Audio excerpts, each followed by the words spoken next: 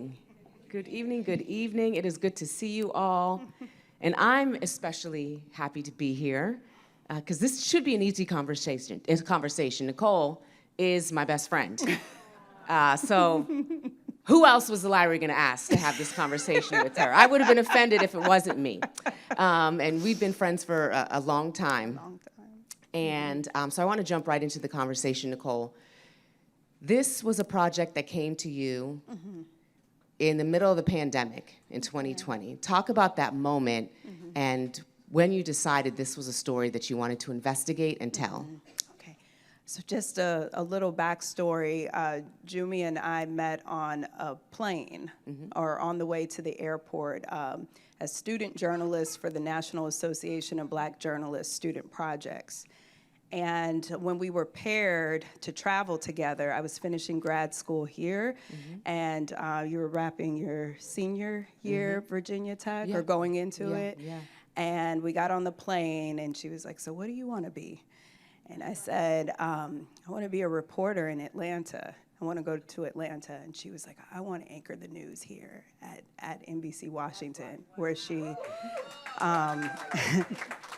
was an intern, and so we did what we said we were going to do, and it's an honor to be here with you all. So the height of the COVID pandemic, where are my little ones? So these are my three in the front. Kendall, London, and Noah, they're a part of the dedication. Noah is 6 years old, so he is our pandemic baby. I was 4 months postpartum with him. The girls were in kindergarten and third grade in virtual school. My husband, Tali, I'm seeing all the people in the audience, works covering Black college sports. We were running basically a TV studio out of the garage, and he was running my live shots for the 11 o'clock news when I was reporting for the ABC affiliate in Atlanta. And I got off work one night, and I was exhausted and depressed, and asking myself, how the heck did they get through this 100 years ago? So I was thinking about Spanish flu pandemic and remembering that we had this ancestor who's living at the time. I knew he was a physician. We didn't know a whole lot about him for some familial reasons, but we carried a name and didn't know a whole lot about the family. So I went looking for him one night. And we happened to have a plaque, which you'll see in the book, and my father in one of these photos is standing in front of it, a plaque in the Port Antonio, Jamaica hospital that honors him. And a cousin had come to a funeral in 2018 and said, did you know your great-grandfather was, this plaque was here and it was honoring him? And I said, no, we had not been. So I pulled that out and I searched his name. And Howard University had just received funding from the Mellon Foundation to digitize new assets, and one of the new assets happened to be his medical school yearbook from 1925, and so it took off from there. And that's when I began to learn about his journey from the Trelawney Parish to once the Crown allowed Black troops to volunteer service in the British West Indies Regiment, he stood up and he went. And then the land reparations they were promised were not waiting for them when they returned from the war. Right. And so that's when he boards the ship, and the ship records are on Ancestry and all that, and he lands here in the district during Red Summer and begins pre-medical studies, and it goes on from there. So that's how it started. So I was going down a rabbit hole with him in 2020, and speaking with my agent, Tracy Wilkes-Smith, and she said, you should write a book. And I hadn't thought about that, but his story was representative of a lot of stories. It wasn't so much unique, but it was enabling me to have a narrative through line to tell many stories. And so that's how we got here. Yeah. And so your great-grandfather was here in D.C. At Howard. But some of this story starts in North Carolina, which we'll call your home state, so Sure, to speak. It's where you sure. graduated. Nicole's an Army brat, but you graduated from high school in North Carolina. Right, I was born there. We moved 10 times before I was 16, and I graduated high school there. Okay, Yeah, so we'll just say North Carolina Carolina's home, for tonight. which is where I was last night Yes. with this talk. Right, right. So you did a lot of research at Shaw University as well. Right. Can you tell us a little bit about that? Yeah, so Shaw University had the first 4-year medical school in the entire United States. The first 4-year modern medical education is born at a black college. And I think that's especially grounding considering the times that we're in and this idea about merit and intelligence and what it takes to do something, right? So Shaw is, like so many of our institutions, born from the ashes of the Civil War.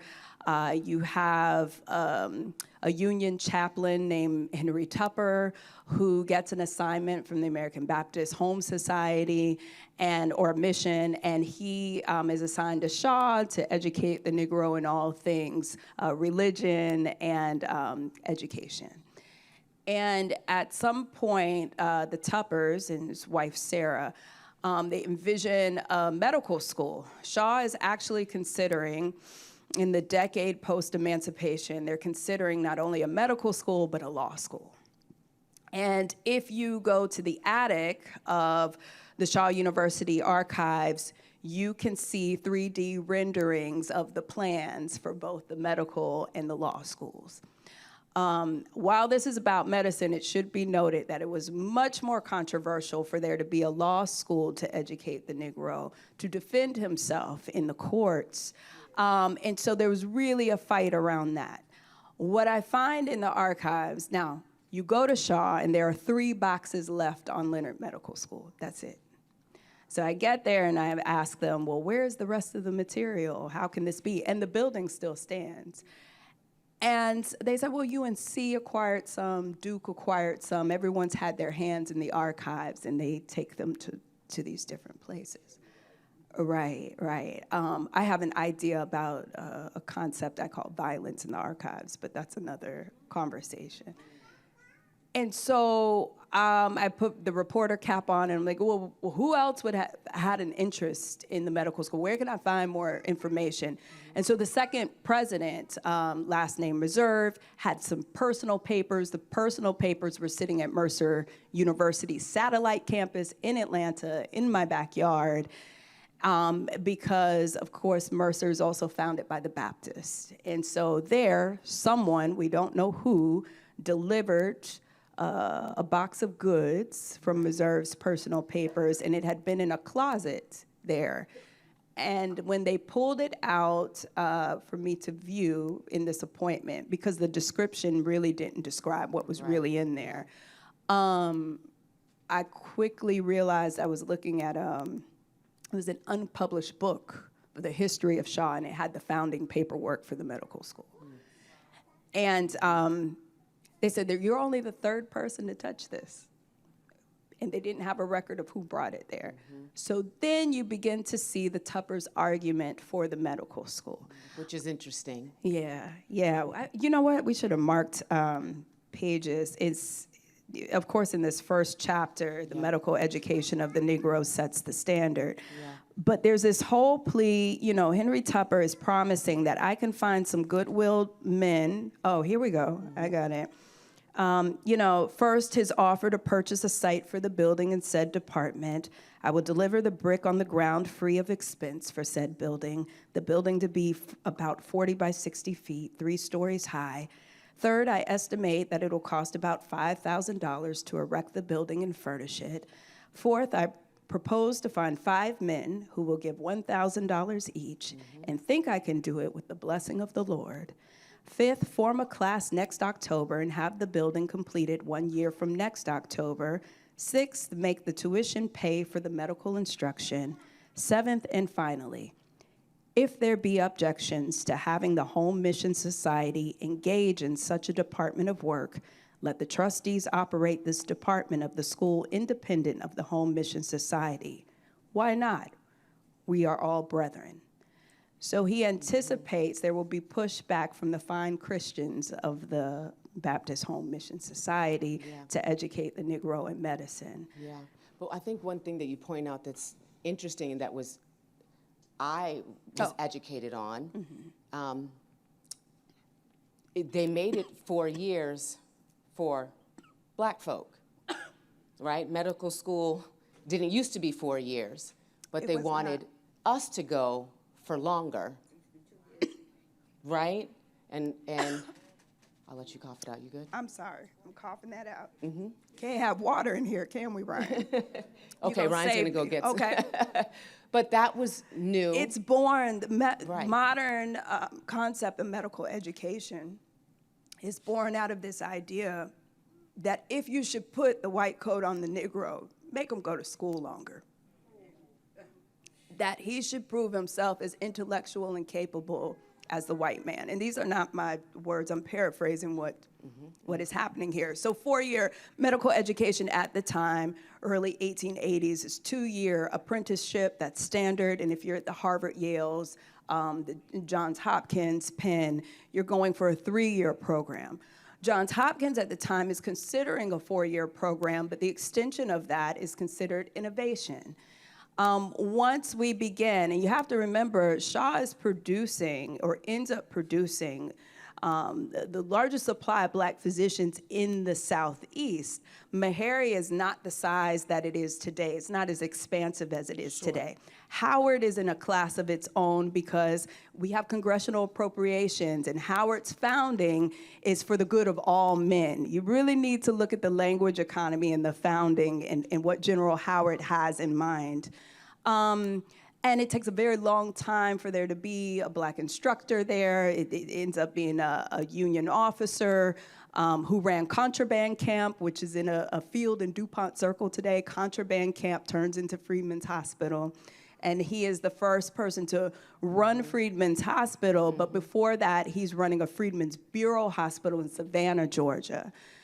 And so this idea of capability, it comes, make them prove that they are capable of doing this. And also, and we'll get to the Flexner report and what shut down all the schools, the idea is that there should be some black medics because if they don't treat their own, you can spread disease to white people, or we won't have the labor force. It's the same fear we have with the Great Migration. Like, oh, if they don't come back there, who will work? Who will labor in this way? But not too many. Yeah. And I think we've talked about that. The reason that the Negro in a white coat is so dangerous is because the Negro becomes a political force. Which is what was the fear with the law school, right? It's that he doesn't just stay in his place, or she doesn't just stay in her place and treat the people and run the house calls or the hospital. It's that in the case of Raleigh, North Carolina, where I was last night, one of the Leonard grads ends up being the first black mayoral candidate in the city of Raleigh. This is how Raleigh forms its voter disenfranchisement laws. It looks like he's going to win, Dr. Pope. They run insurance companies, banks, printing presses for the black press, voter registration drives. The Negro becomes a problem with the education and with the gain of wealth and independence in private practice. So that's why they just wanted a few. Yeah. Treat your own. Yeah. Let's talk about the Flexner report. And for those who maybe don't have a medical Thank you. You're so nice. Thank you. We're going to make it. Yes. Okay. A medical background and don't know about the Flexner report. It's part of the reason why there are only a handful of medical schools at HBCUs currently. Yeah, I mean, so Flexner, Abraham Flexner is what, if you want to get political in modern times and use the language economy that's being used today, he is the DEI hire. He is what they say everybody is that is not. He is wholly unqualified to evaluate medical schools. He is commissioned, this report is commissioned by the American Medical Association and the Carnegie Foundation to evaluate the quality of North American medical schools. This was important in the context of my great-grandfather because the Canadian medical schools are being evaluated as well. When he is fighting in the British West Indies Regiment, they run into a blizzard at Halifax, and most of the troops in his unit have amputated limbs or they die. He survives and goes on in the war.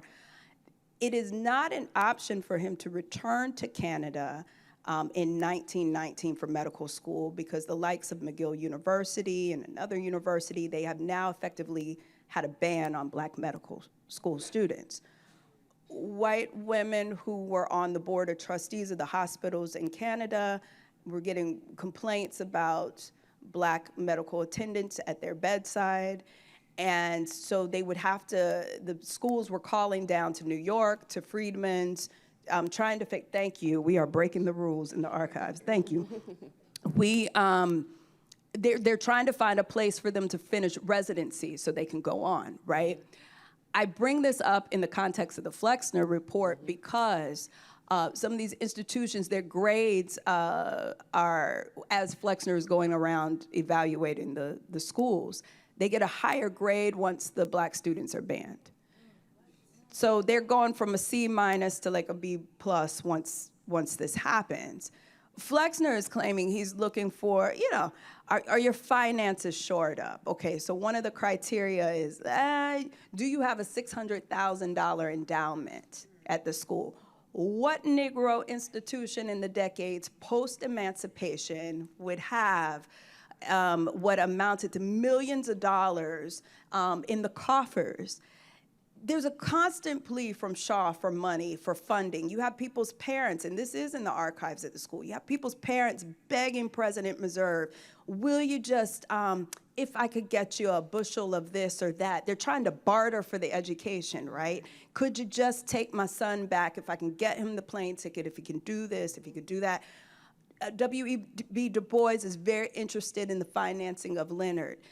He has a baby son who dies in Atlanta of disease that could have been prevented, but he, in Atlanta, cannot find a Black physician with privileges to the segregated hospital to treat his son. So he is very vested in this. Spelman College to this day, McVicker Hall, the health center for the students, used to be a public hospital. It banned Black doctors. So Black institution and Black livelihood don't necessarily go hand in hand. Yeah. So Flexner, back to you, I know you said I just went around the world in 80 days.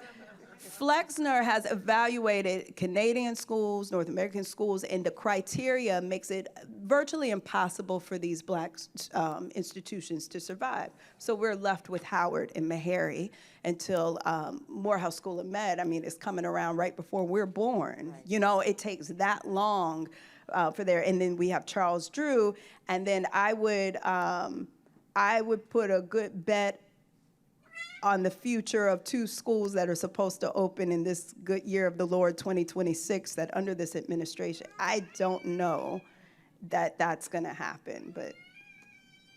So Flexner shuts everything down. We fast forward to covering the COVID-19 pandemic, and the AMA is apologizing for the role it played in shuttering these because it put a crack in the pipeline so deep that we still stand at the 5% of Black physicians we have today. It's a generational problem. That's why we need to be concerned about the current political climate. You cannot say this does not affect me now. You can't say it. What is happening, a generational game is being played, and I won't get ahead of myself, but I think we're in a time where, I've said this a couple of times, if you are waiting to see a black and white water fountain pop up somewhere to resegregate, you're not gonna find it there. You don't need to. By policy, we are effectively resegregating society, and the point of integration, dare I say, is not proximity to one another. The point of integration is a level playing field so we have access to things, and then the condition of humanity ought make us treat one another the ways that we should. But I think integration, the story is often told as if Black people are so desperate to get near white people. That's not it. We're doing fine. We're actually doing fine on our own, and we're not mistreating anybody on scale. The point is the access.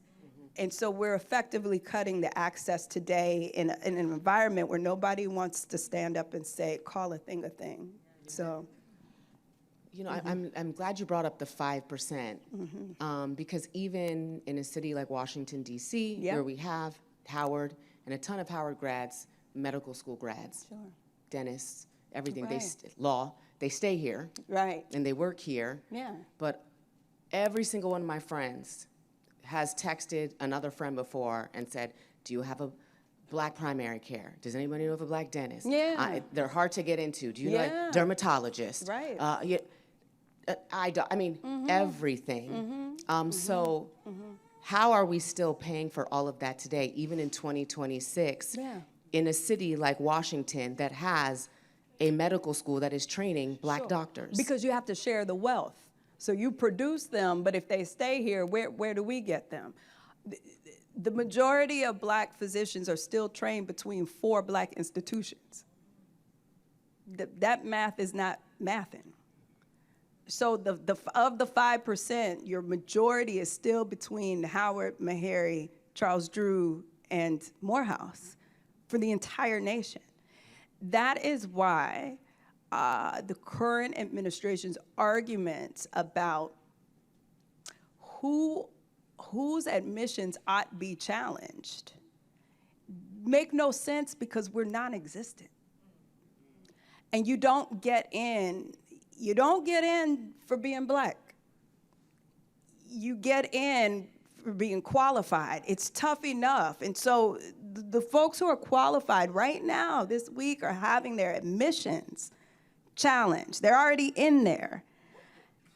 Then you have the scholarships, and I get to this in the modern day chapters. You have the scholarships and the endowments under a legal attack for being discriminatory. Okay, well, you wouldn't have to have them if you'd let the people in way back when and not play this generational damage game. And then we're inching toward July 1st in something called the Big Beautiful Bill. And the Big Beautiful Bill is gonna put a cap on the amount of money that you can borrow to go to school. So if I can't even take on the debt to go to school, and then the scholarships that were set aside for me to go to school are being challenged. And then let's just say I get in there and I scrape together the money to go, but now you're saying my admissions is being challenged. Then how in the world would we dig ourselves out of this generational hell pit that we've been put in by policies that are wholly inhumane, racist, and lacking common sense?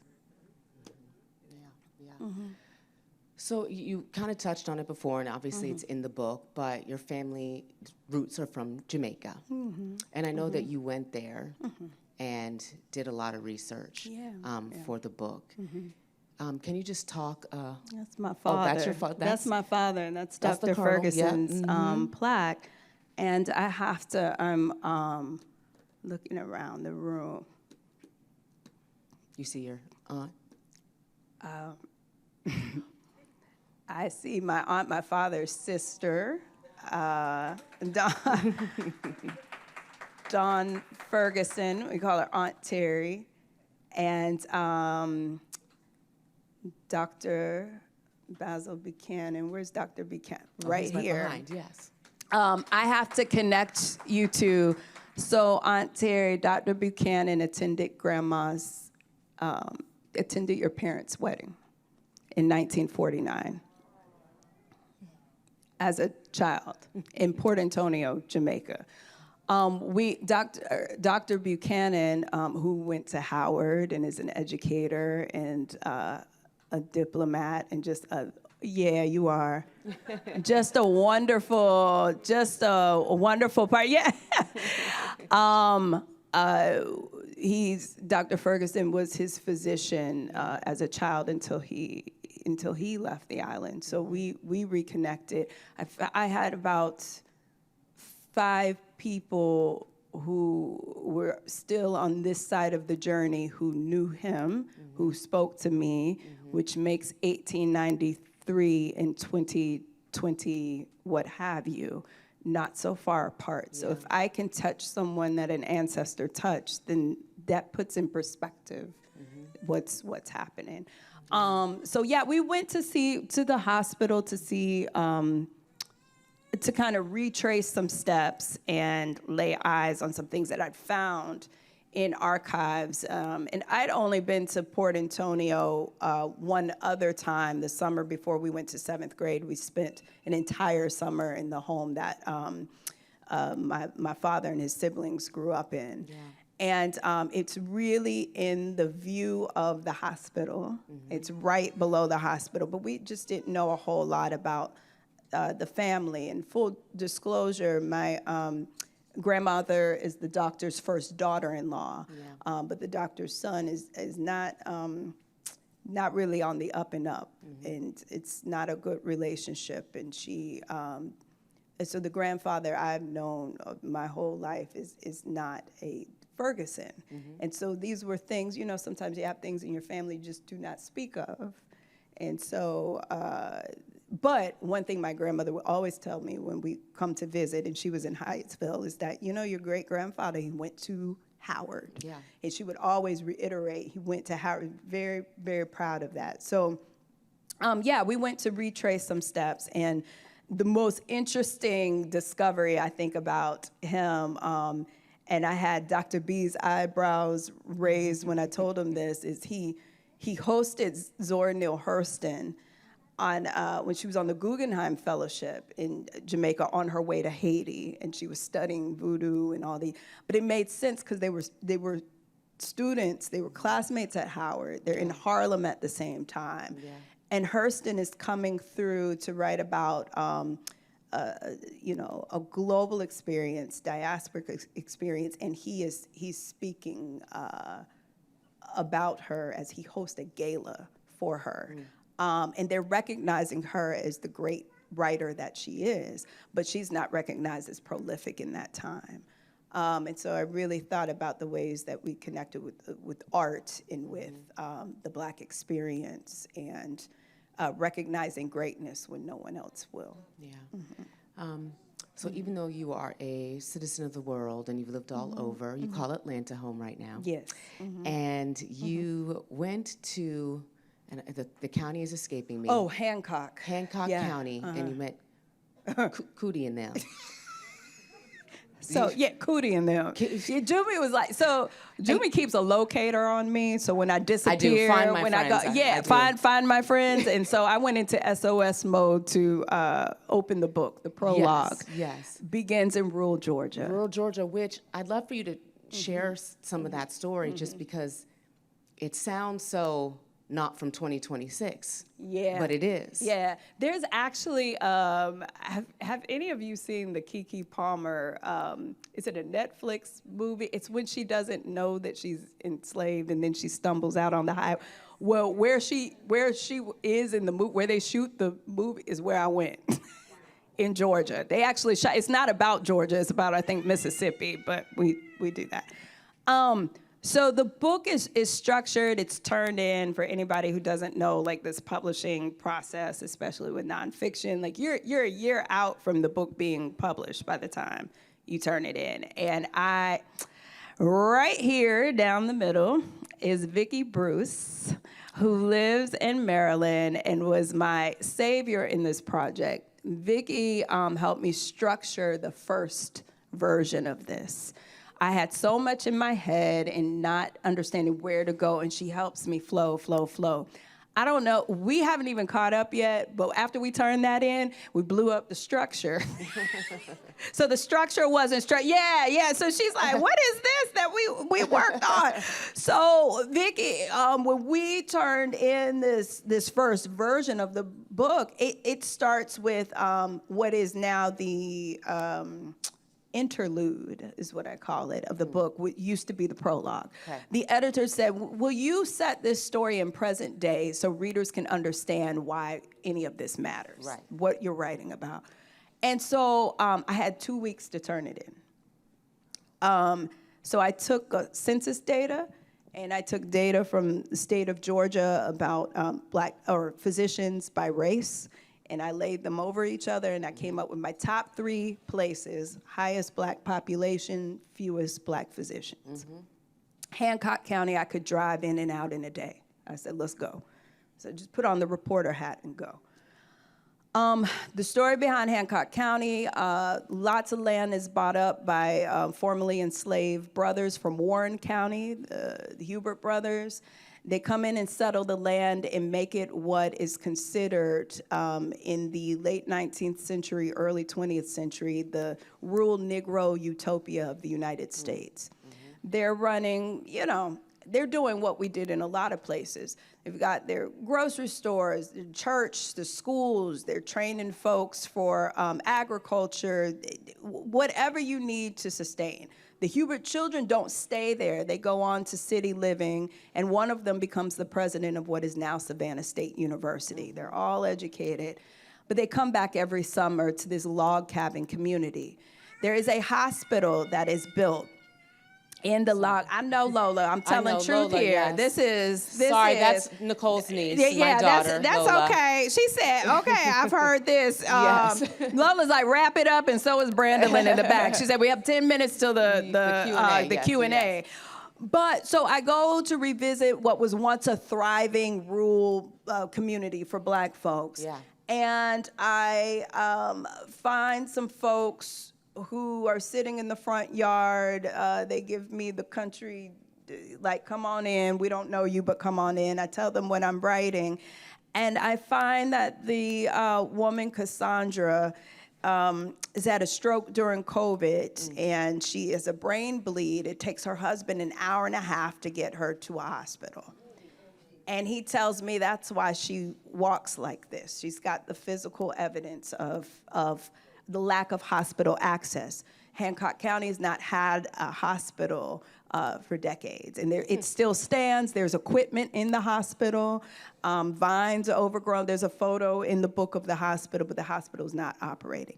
They tell me about Patrice Body, who is a Spelman graduate. She's the only Black physician in the area. Patrice Body is third generation Meharry grad, and she is practicing medicine in 2 houses, one that her grandfather, uncle, and father practiced in. They delivered all the babies in Milledgeville, Georgia, there on what used to be called Nigger Street. Wow. And she still practices there. And Dr. Body is she's in her early 70s. Good shape. We go out to lunch. She's telling me about everything she's treated. She said, I can only stay here and stabilize them. Just try to stabilize them, try to get an ambulance. She ran vaccinations by herself. She ran COVID tests by herself. Sometimes she sleeps in the upper room of the hospital. And when I left the area, she would be looking at me through the window of the attic where her grandfather and folks practiced. So it dawns on me that had Cassandra Cootie and Michael lived 100 years ago, they would have had a better chance at accessing the hospital than they do in this year, or it was 2025, last summer. And so I go, when they had the hospital, Black physicians in Atlanta would take turns going back and forth, and I start to tell the story of the folks who kept the community together. So yeah, we have a real access problem. We have health deserts, like we have food deserts, like we have everything else. And so I wanted to make you understand that what we're talking about is not so far from us, that we are very much in the same condition as we once were. And if you're having a problem finding someone you trust here with your socioeconomic condition, then Cassandra Cootie and Mike in the trailer off the 2-lane road in the old Negro log cabin community where your cell phone goes in SOS today really doesn't stand a chance. And so I guess before we open it up for questions, where do we go from here? And I know a few weeks ago you were, out at the book festival in Berkeley on a panel with others who have written books in this kind of medical space. And the question was posed, do we need to go back to having our own Black hospitals in this current year? Sure. Would we be better off? And so what do you think, and where do we go from here in terms of the price of exclusion? Well, we're forced into survival. We're forced into survival, and so nobody's coming to save us. So if the policies, some of which we outlined earlier, are in place, and if Medicaid is not expanded in areas, and if you still, there's a section in the book that has this Alabama doctor, late 19th century, who writes a whole paper for the New York Medical Journal about the problem of the negress, and that she's his most hysterical patient. She exaggerates her pain during childbirth. I'm surprised I don't see more instances of cervical cancer for how promiscuous she is and how she uses the organ. If we're still suffering from some of the same tropes in the hospital room today, no matter how much money you have, how many connections you have, then what are we to do? You're forced into survival. So whatever that is, that's what it shall be. Mm-hmm.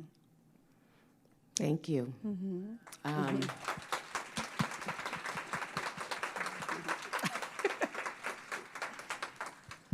Okay, so Brandon's going to come around with the mic. Just raise your hand if you have a question. I know you have one. I heard you the whole time. Yes. What's your question? With the Medicaid cuts, and physicians are leaving their practices to go to concierge medicine. So where do you see that going? Because they're not really getting any decent reimbursement. So what are your thoughts on that?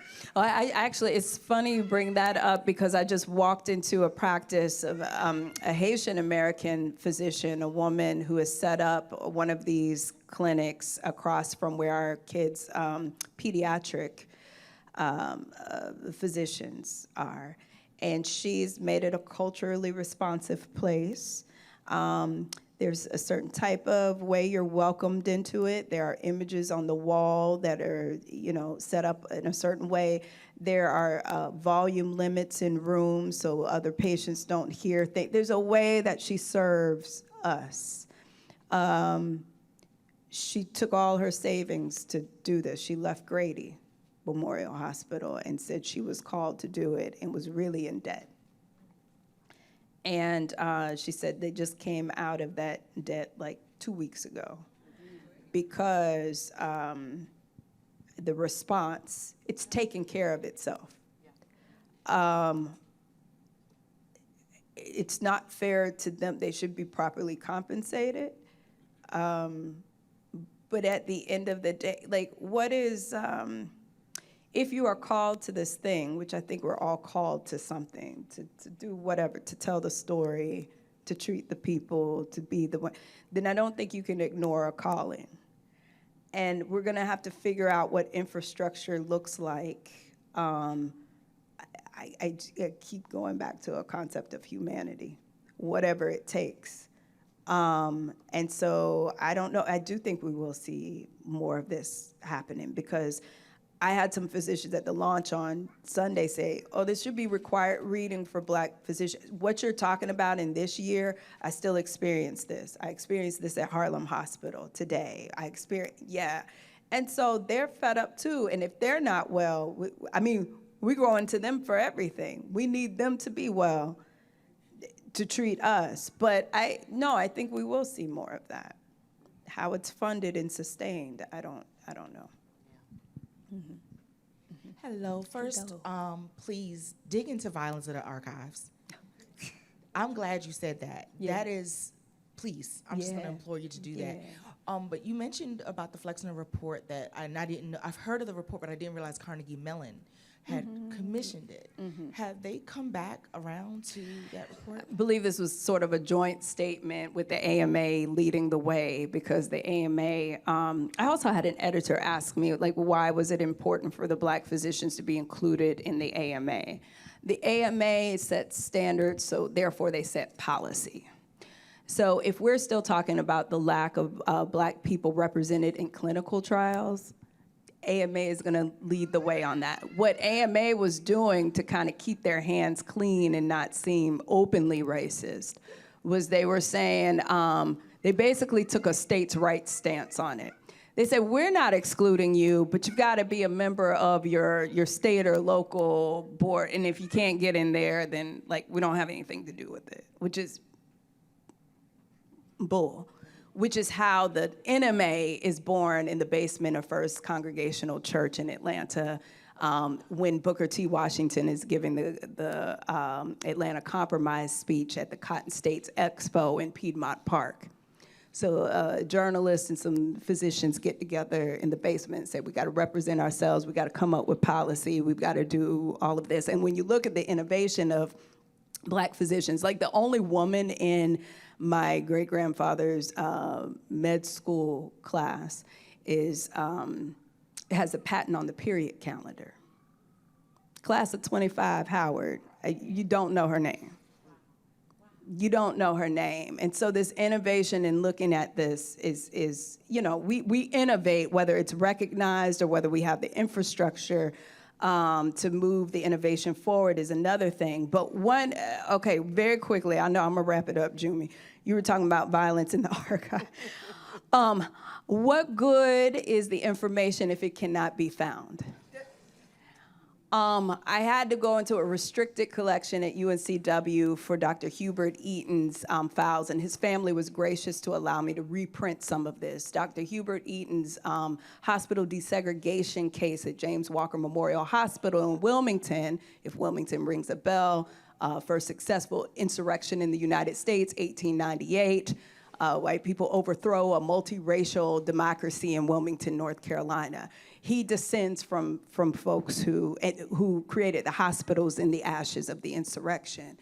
He fights for 10 years in a federal desegregation case that Dick Gregory and Lorraine Hansberry helped raise money to finance through the NAACP LDF. The seating charts, the speeches, everything's in a restricted collection at UNCW. It's restricted because he wanted it for the use of the students, and the family did allow me in it.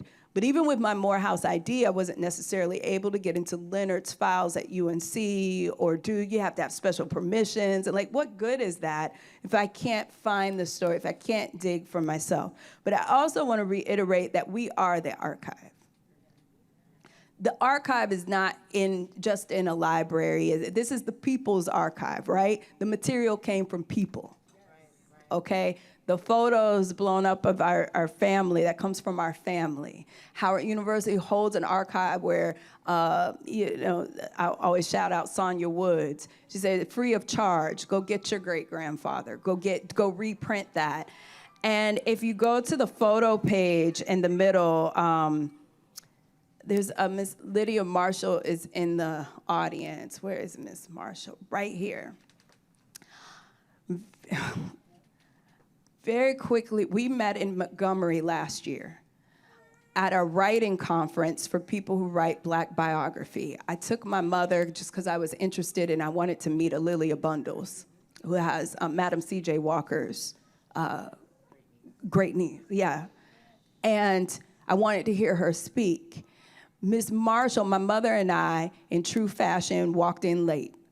We took seats in the back of the room. You were at the table, and we just struck up a conversation, and you asked me what I was writing about. You said, when I get home to DC, I want to show you a photo.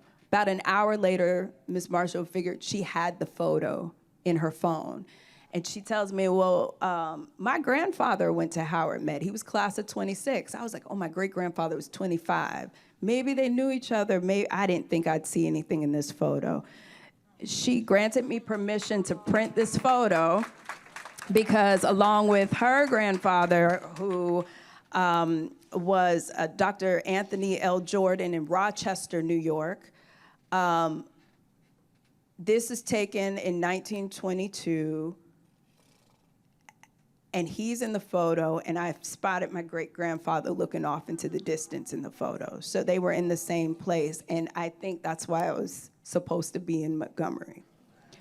So this is the archive. And then the photo came from a basement of another relative of hers, and she was talking about Hawaii and DC. This thing traveled. She's like, I'm trying to find somebody at Howard to give the photo to. we hold the archive. We need to be very analog. We need to value what we can put our hands to, talk to our elders while they're still here. Oral histories are the archive. I found a cousin, Terry, I'll tell you about this later, who used to visit the Fergusons on the estate and remembered how the place settings on the dinner table were made and what time they would eat and all of the things. And it took time to talk about that. So, yeah, we are the archive. Mm-hmm. Yeah. Yeah. I thought we had time for one more, but okay. But okay. you can ask your questions because Nicole's going to sign books. So you can ask then. But if we could give Nicole a round of applause. Thank you. Thank you.